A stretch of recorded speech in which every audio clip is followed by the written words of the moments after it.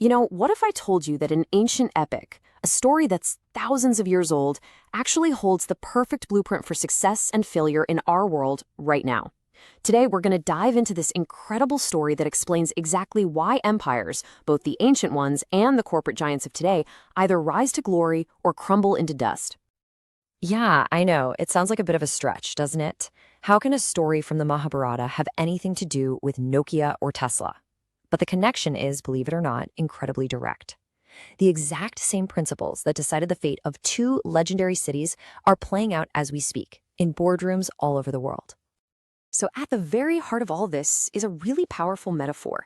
It's this tale of two cities that represent a fundamental conflict, a conflict that exists inside every single one of us and inside every organization you can think of. Okay, so first up, you've got the city of Hastinapura. The name itself literally means city of bones, and that's exactly what you should picture, the skeleton. It's the strong, rigid framework. It stands for structure, tradition, heritage, all that raw power that gives you stability. It's the foundation everything else is built on. And then you have its rival, Indraprastha. This name translates to the realm of the senses. So if Hastinapura is the skeleton, this is the nervous system, the eyes, the ears, the brain. This city represents awareness, innovation, intellect, and that crucial ability to see what's happening and adapt to a world that's always changing. So here it is. This is the core idea, this incredible duality. On one side, you have Hastinapura, stability, tradition, raw strength. And on the other, Indraprastha, growth, innovation, and awareness. One is that solid, unmoving foundation. The other is the dynamic, flexible force that sees the future. And as we're about to see, getting the balance between these two wrong, well, it's absolutely catastrophic. All right, let's jump back to the original story and see how this whole thing plays out.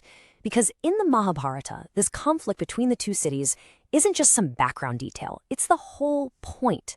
It's what leads to one of the biggest, most epic wars ever told. Now, Hastinapura was the big one, the established empire. It was powerful, deeply traditional. But here's the catch. Its king, Dhritarashtra, was both literally and metaphorically blind. He had all this strength, this massive army, but zero vision to see the corruption and the injustice happening right under his nose. He just ignored every single warning sign, clinging to these rigid, outdated rules, which eventually led to his kingdom's total and utter destruction.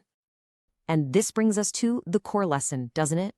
When a foundation of strength and tradition isn't guided by awareness, it doesn't protect you, it actually imprisons you. And then you look at Indraprastha. It's a completely different story. It was built from nothing by the Pandavas, who were all about mastering the senses. They were aware, they were adaptive, they were guided by what was right. Their city thrived, not because it was the strongest at the start, but because it was the smartest and the most flexible. It knew how to evolve. So how in the world does this ancient drama of bones and senses actually apply to us today? Well, this exact same battle is being fought every single day in the modern corporate world. So let's talk about what I like to call Hastinapura Incorporated. These are the companies that had it all. Immense strength, a powerful legacy, a rock-solid foundation, but they were completely blind to what was coming. Kodak and Nokia are the perfect examples. I mean, think about Kodak, the absolute king of film. They actually invented the first digital camera, but they buried it. Why?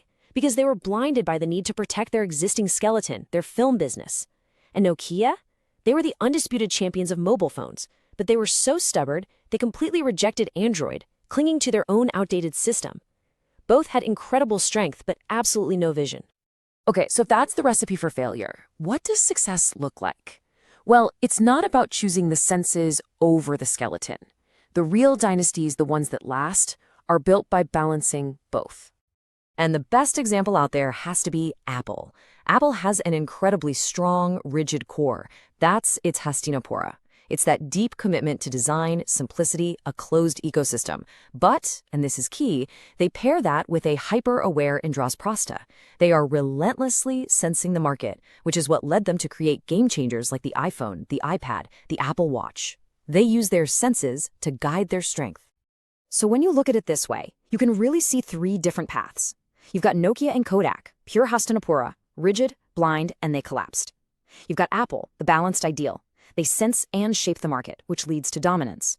And then you have Tesla, which is a whole other fascinating story. See, Tesla didn't start with a big, strong foundation. It started as pure Indraprastha. It was just an idea, a vision. It was all senses, no skeleton.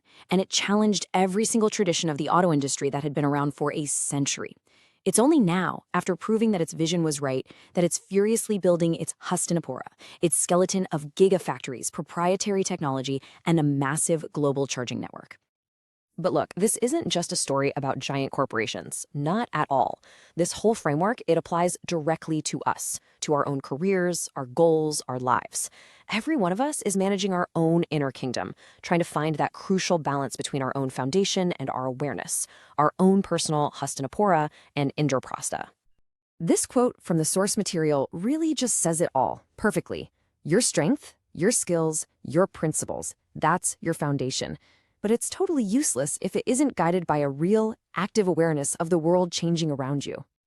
So how do you find this balance? Well, it really comes down to 3 things. First, you've got to fortify your foundation.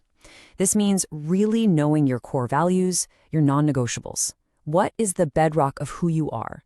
That is your Hastinapura. Second, you have to sharpen your senses. Be relentlessly curious. Read things outside your normal interests. Really listen to people you disagree with.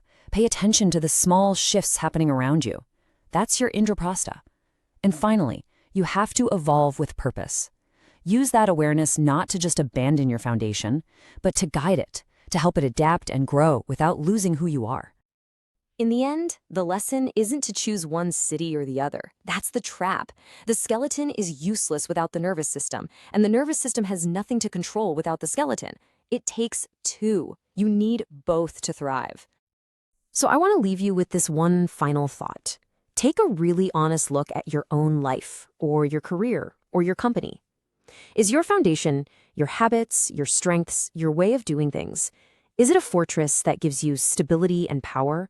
Or has it become a prison, with walls so thick and high that they're actually blinding you to what's coming next?